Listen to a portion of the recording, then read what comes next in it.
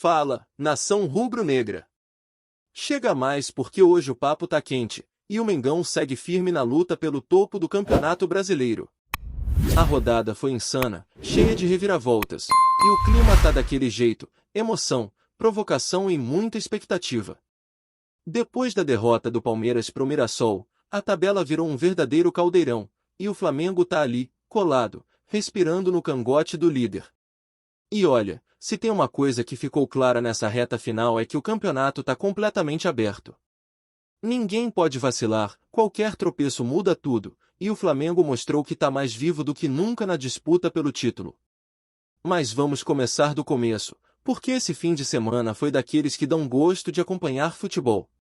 O Palmeiras, que muita gente pinta como o grande bicho-papão do futebol brasileiro, acabou tropeçando feio diante do Mirassol. O time paulista não conseguiu impor seu jogo, e mais uma vez mostrou dificuldade quando enfrenta adversários bem organizados. A verdade é que quando o Palmeiras pega equipes com um bom sistema tático, o time sofre. E não é de hoje. O retrospecto contra o pessoal do G6 é bem fraco, os caras não conseguem vencer, não conseguem se impor.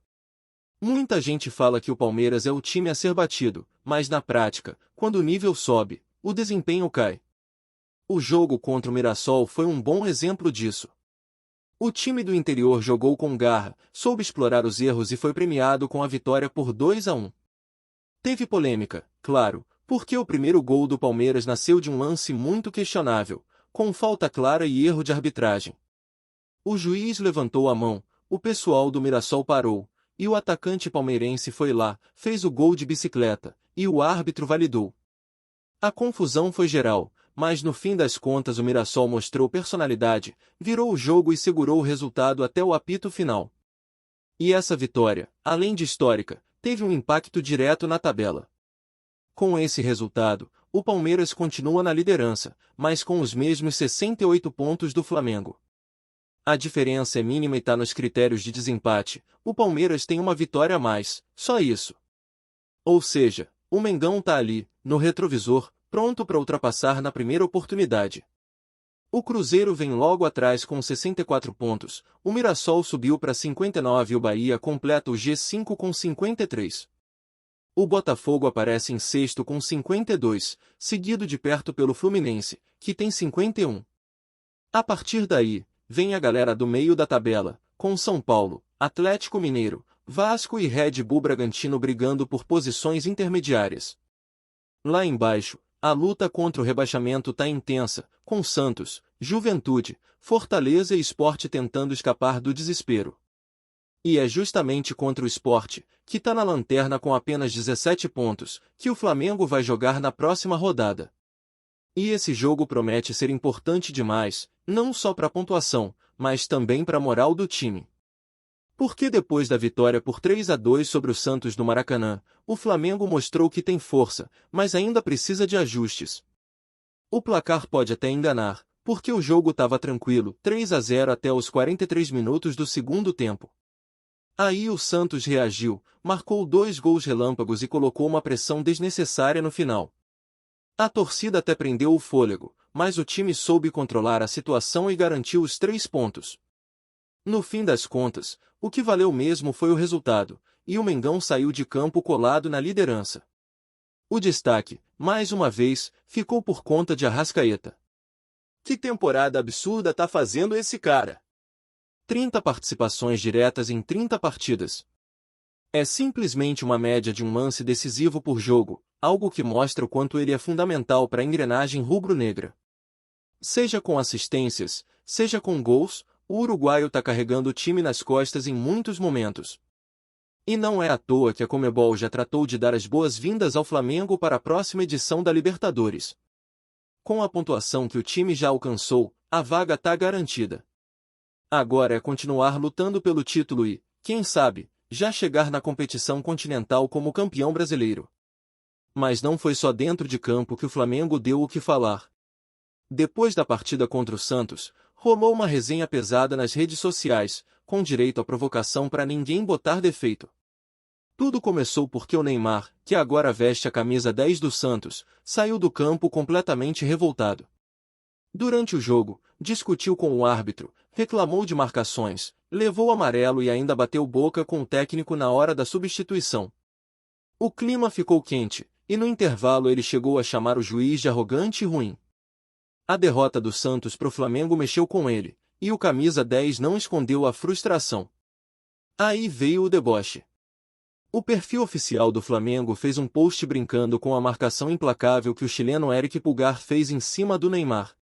Na legenda, o clube perguntou: Éric, o que tem no seu bolso? Insinuando que o craque santista passou o jogo inteiro guardado ali, sem espaço para respirar. Foi o suficiente para incendiar os comentários e gerar aquela repercussão que só o Mengão consegue. A zoeira tomou conta da internet, e o Neymar, que é conhecido por não levar desaforo para casa, teria ficado ainda mais irritado com a provocação. Dentro de campo, a verdade é que o Pulgar fez uma partida impecável. Anulou o Neymar o tempo todo, foi firme nos duelos e não deu brecha para jogada individual. E é esse tipo de postura que o torcedor do Flamengo quer ver, um time que impõe respeito, que joga com intensidade e que não se intimida com ninguém. O Santos até tentou reagir no fim, mas o Mengão mostrou maturidade para segurar o resultado. Enquanto isso, nos bastidores, tem novidade envolvendo dinheiro e futuro. O Flamengo pode faturar uma bolada com a possível transferência de João Gomes. O Manchester United está interessado em tirar o volante do Wolverhampton, e a negociação pode chegar a 50 milhões de libras. E por que isso importa para o Mengão? Simples, o Flamengo ainda detém 10% dos direitos econômicos do jogador, além dos 4% do mecanismo de solidariedade da FIFA. Ou seja, se o negócio realmente sair por esse valor, o clube carioca deve embolsar cerca de 48 milhões de reais. É dinheiro que chega em boa hora, reforça o caixa e ajuda a manter o elenco competitivo para a próxima temporada. João Gomes, que é cria da base rubro-negra, tem se destacado na Premier League com atuações consistentes e muita raça, do jeito que a nação gosta. Mesmo jogando num time que briga na parte de baixo da tabela, ele se tornou um dos principais nomes do Wolverhampton, colecionando prêmios individuais e chamando a atenção de gigantes europeus. E ver um jogador formado no ninho do urubu brilhar lá fora dá orgulho para a torcida e mostra como o trabalho de base do Flamengo segue revelando talentos de alto nível. Para fechar essa primeira parte, tem ainda o caso de Bruno Henrique, que será julgado pelo STJD e pode pegar uma punição pesada. O atacante já foi condenado em primeira instância até 12 jogos de suspensão, mas a defesa tenta reverter a decisão e manter o jogador liberado para seguir ajudando o time nessa reta final. A expectativa é grande, porque qualquer ausência nesse momento pode fazer diferença. O julgamento promete ser tenso, e o resultado pode impactar diretamente os planos do técnico para a sequência do Brasileirão. E o clima dentro do Flamengo continua intenso, nação. A vitória sobre o Santos deixou o grupo ainda mais confiante, mas também trouxe à tona a consciência de que o caminho até o título vai ser pesado. O elenco sabe que não pode vacilar, que cada jogo é uma decisão, e que qualquer deslize pode custar caro. O técnico vem cobrando foco total, principalmente na parte defensiva, porque aquele apagão nos minutos finais do jogo contra o Santos acendeu um alerta. O time não pode permitir que uma partida controlada, vencida por 3-0, termine com sufoco e pressão no fim. É hora de corrigir os erros e manter o ritmo alto do início ao fim. Arrascaeta segue sendo o termômetro da equipe. Quando ele está inspirado, o time inteiro cresce. Ele dita o ritmo, acelera quando precisa, pausa quando o jogo pede calma. E o que impressiona é a regularidade. 30 jogos, 30 participações em gols. Isso é coisa de craque, de jogador que faz a diferença e decide campeonato. E não é só ele, não. Pedro também vive um bom momento, reencontrando o caminho do gol e mostrando que pode ser o cara da reta final. O entrosamento entre eles vem evoluindo, e quando o ataque rubro-negro encaixa, é difícil segurar.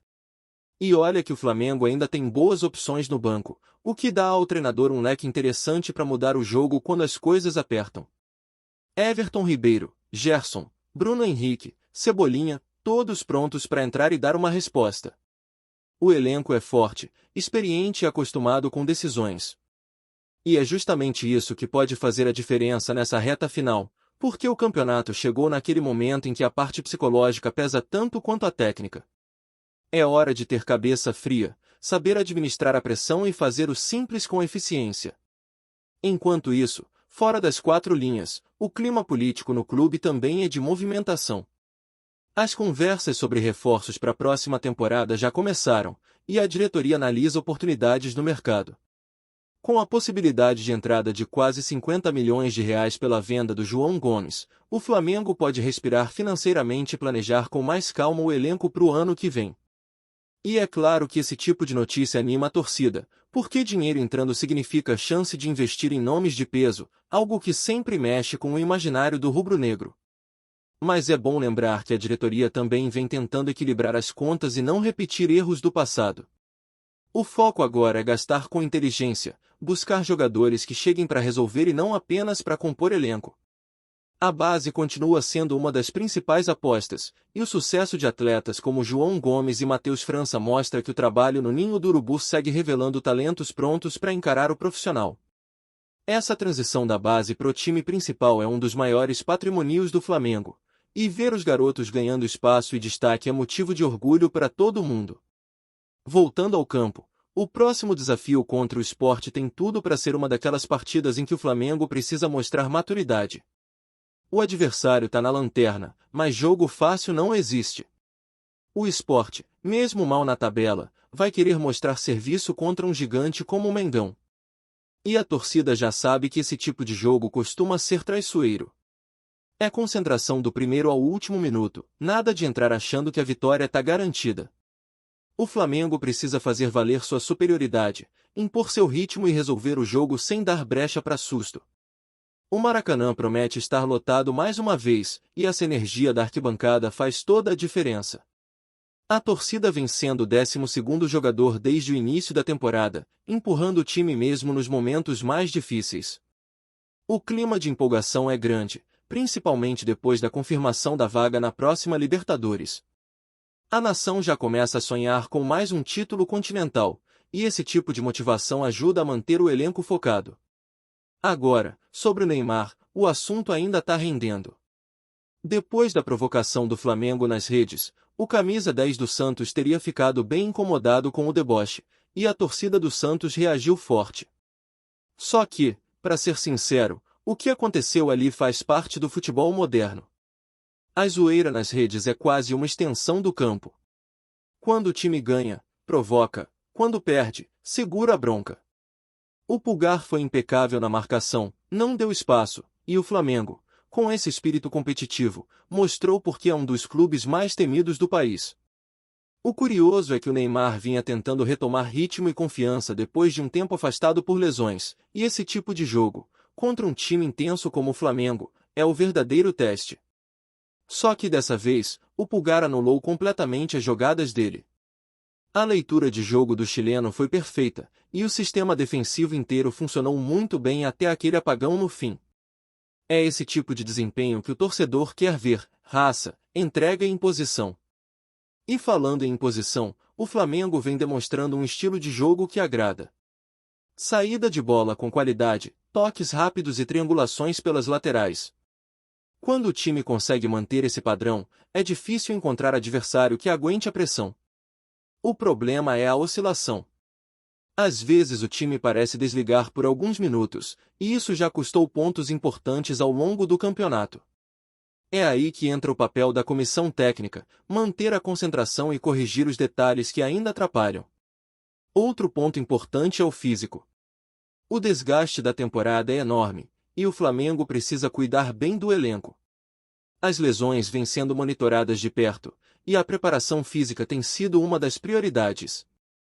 O calendário é apertado, e a maratona de jogos exige rodízio. O treinador sabe que vai precisar administrar bem o elenco se quiser chegar inteiro nas últimas rodadas.